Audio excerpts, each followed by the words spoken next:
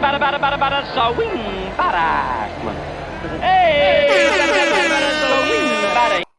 What is up, baseball fans? We are here to break down all the craziness of deadline day. Let us walk you through everything that we were able to see. So before we go any further, make sure you please smash that like button, leave us a comment, and ultimately we would love you to be on our journey here at Offside and Out of Bounds. Again, in this episode, we're breaking down the AL East, a division that has the top 4 teams separated by 8.5 games, 3 teams vying for 2 wildcard spots. We're going to give you the trades made by each team and then give you our predictions for the second half and where each of these teams will ultimately end up. The Red Sox are in first place, 63-42, and they are half a game up in the division. First, acquiring Hansel Robles in exchange for Alex Scherff. Robles is 3-4 with a 4.91 ERA and 10 saves in 44 innings pitched. Over his last 15 starts, he is 1-1, 5 saves, and an ERA ballooning to 8.79. He's only given up 6 home runs this year, but in Fenway, that number surely will go up. Alex Scherff has spent time between high A and double A ball. He's 1-0 with Portland, 1.35 ERA, and 2-1 with a 2.78 ERA in Greenville in high A ball. 23-year-old prospect, considered tier 5, so not much to give up for Robles. Next up, we've got left-handed pitcher Austin Davis in exchange for Michael Chavez. Davis is 0-1 in 9 2/3 innings this year, 11 strikeouts, and a 5.59 ERA. Chavez is a 25-year-old first base prospect who unfortunately has been blocked by the success, lack thereof, or as much as you want, with Dahlbeck at first, so he is blocked a little bit. They have nowhere to go, so the offense has been pretty stout, so they don't want to mess anything up. Their final trade of the deadline, they acquired Kyle Schwarber from the Washington Nationals in exchange for right-handed pitcher Aldo Ramirez. Schwarber's hitting .253, 25 home runs, 53 RBIs. His numbers should see a jump playing at Fenway. As long as in the outfield, they give him the idea of what it's like playing in left at Fenway. Aldo is a tier 3 prospect, ranked 22 in the Boston system, currently in high A ball. He's got a low to mid-90s fastball. He's going to require some development, but he's got the tools to be a starter in the future. Boston did well at the deadline, picking up another outfield bat and 2 pitchers for prospects that may or may not hit, and a first baseman they didn't have room for at the big league level. The Rays are in second place, 62-42, half a game back in the division and 3.5 up on the wild card. They acquired outfielder Jordan Luplow and right-handed pitcher DJ Johnson in exchange for right-handed pitcher Peyton Battenfield. Luplow is batting .173 Mendoza line with 7 home runs and 20 RBIs in 36 games with the Cleveland team. DJ Johnson is a bullpen arm who in 1 2/3 inning this year has a 5.40 ERA with 3 strikeouts. They gave up Battenfield, who is a relief pitcher who hasn't reached AAA yet, but in 21 games in the minors, he started 17 games with 7 wins, 1 loss, and an ERA of 1.94. They also acquired right-handed pitcher Sean Armstrong, and in 20 games this year, he's got an ERA of 8.55 and given up 5 home runs and 19 earned runs for cash considerations. In one of the early deals at the deadline, they picked up DH Nelson Cruz and right-handed pitcher Calvin Foucher in exchange for right-handed pitcher Joe Ryan and right-handed pitcher Drew Strotman.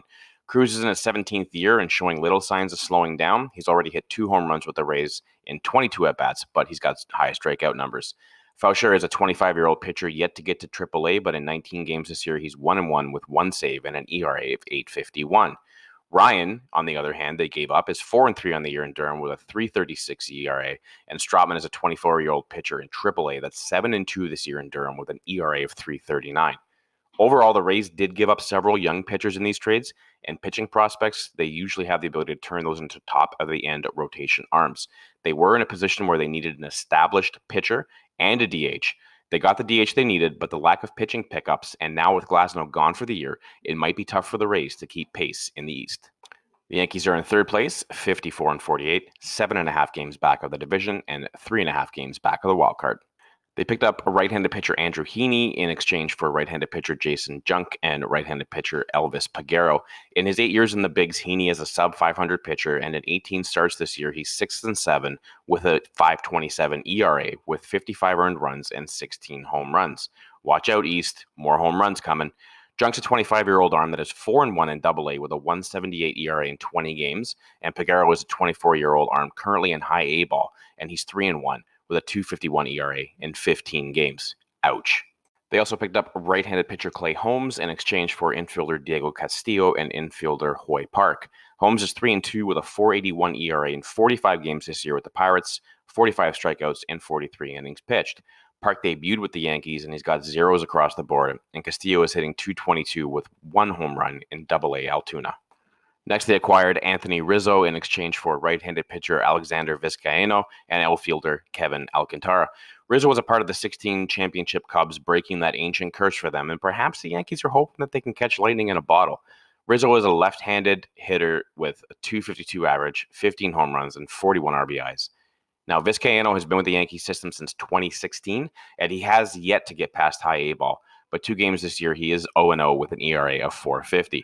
And Alcantara is an 18-year-old center fielder prospect that's hitting .360 with 1 home run in 8 games in rookie ball. And another big splash with another big left-handed bat. They acquired outfielder Joey Gallo and left-handed pitcher Joely Rodriguez in exchange for second baseman Ezekiel Duran, shortstop Josh Smith, infielder, outfielder Trevor Hauver, and right-handed pitcher Glenn Otto. Now, Gallo should excel in playing at Yankee Stadium with that short porch in right field. He will get time at DH and most likely in left field when Judge is back from COVID protocols. Gallo as a Yankee has already 2 strikeouts and 4 at-bats, and Yankee fans should get used to the strikeout numbers as he's already fanned 125 times this year. But he has brought some more power and left-handed power to the lineup. Joely is 1-3 with a 5.93 ERA in 31 games with the Rangers this year.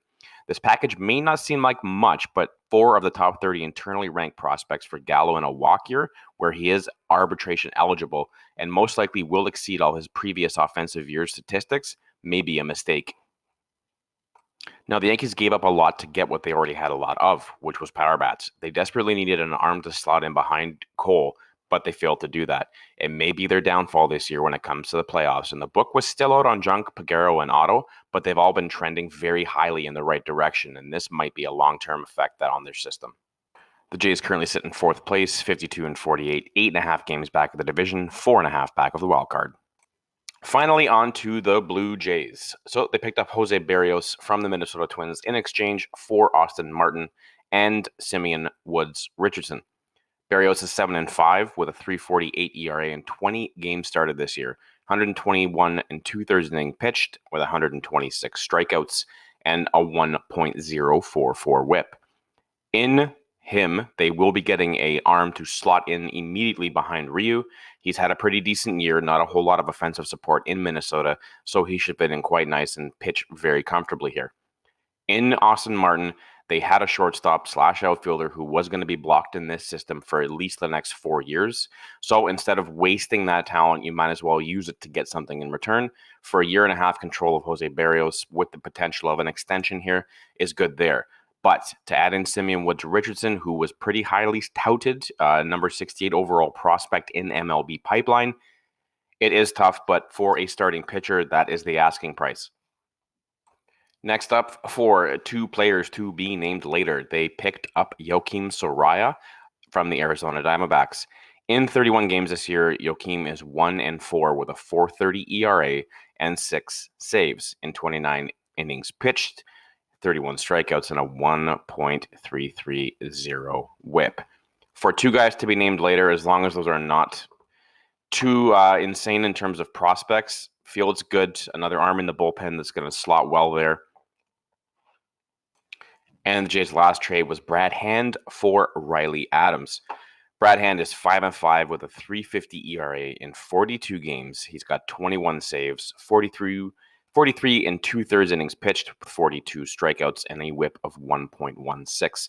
Riley Adams was a depth catcher at best at this point in his career, as we have several guys above him, including someone who's very highly touted in the system, Moreno.